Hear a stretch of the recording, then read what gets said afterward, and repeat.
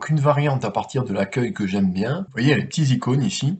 Donc je vais pouvoir choisir la rubrique qui m'intéresse. Par exemple, les réseaux sociaux, je clique sur l'icône réseaux sociaux. Et du coup, j'ai le choix avec les différentes catégories, donc le réseau social Instagram, Facebook, LinkedIn, etc. Alors pour YouTube, il faut aller cliquer sur la flèche ici et naviguer vraiment dans les rubriques et vous tombez sur les vignettes YouTube et sur les couvertures YouTube. Donc par exemple, si je veux publier pour Facebook, vous voyez ici j'ai publication Facebook. Je peux créer ma couverture Facebook, des réels Instagram, une vidéo TikTok. Voilà, donc là j'ai vraiment des rubriques très intéressantes. Et à partir de là, j'ai deux possibilités. Soit je clique sur la petite loupe ici, parcourir les modèles, et vous voyez ce qu'il a fait, il a injecté dans le champ de recherche l'intitulé publication Facebook et le mode paysage.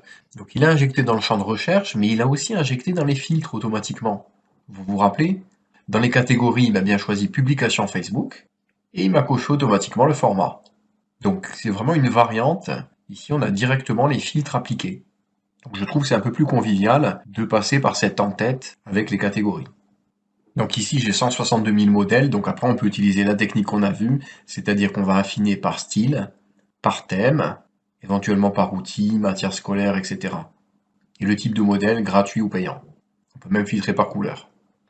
Alors je vais retourner à l'accueil en cliquant sur le logo Canva. Donc, vous avez ce système d'onglets qui est très pratique pour rechercher une catégorie. Sinon, on a le champ de recherche. Donc ici, on va pouvoir rechercher par mots-clés, donc ça aussi c'est très efficace.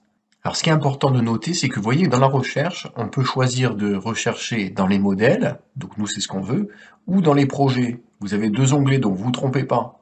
Ici, on va faire une recherche uniquement dans les designs qui existent déjà. Et là, ça va être beaucoup plus général. On va chercher parmi les 15 milliards de designs qui existent. Donc on va se placer dans les modèles. Donc ici, je peux taper par exemple publication, Facebook, hôtel. Voilà, donc si j'ai une entreprise, par exemple dans l'hôtellerie, donc je valide avec entrée, il va me proposer tous les modèles en rapport avec l'hôtellerie. Donc vous voyez, il y a des modèles vraiment contextuels. Évidemment, à gauche, je peux toujours filtrer et affiner ma recherche. Donc vous voyez, dans la rubrique thème, il y a beaucoup de rubriques intéressantes. Voilà, j'ai aussi l'immobilier, par exemple. On retrouve la catégorie hôtel, fitness, éducation, etc. Voilà, bon là j'étais déjà parti sur une thématique choisie, et je peux affiner par style, par exemple. Donc si je veux par exemple du minimalisme, là j'ai un rendu plus minimaliste. Donc j'affine toujours pareil ma recherche avec le style par exemple. Voilà, je reviens à l'accueil. Donc évidemment, vous avez aussi en haut à droite créer un design. Vous avez aussi un appel à un champ de recherche et des rubriques. Voilà, donc j'utilise pas beaucoup ce champ-là. J'utilise surtout ce moteur de recherche central et les onglets ici. Voilà, donc le plus simple et le plus rapide, c'est d'utiliser l'en-tête avec soit le moteur de recherche, directement le moteur de recherche, soit les onglets ici avec les catégories de modèles. Donc ça, c'est vraiment le plus intuitif, le plus rapide, c'est cette partie de l'en-tête centrale, et de demander de chercher un modèle via ce champ de recherche ou ces onglets-là. Ensuite, on affine notre recherche avec les filtres de la barre latérale gauche. Voilà pour ce module.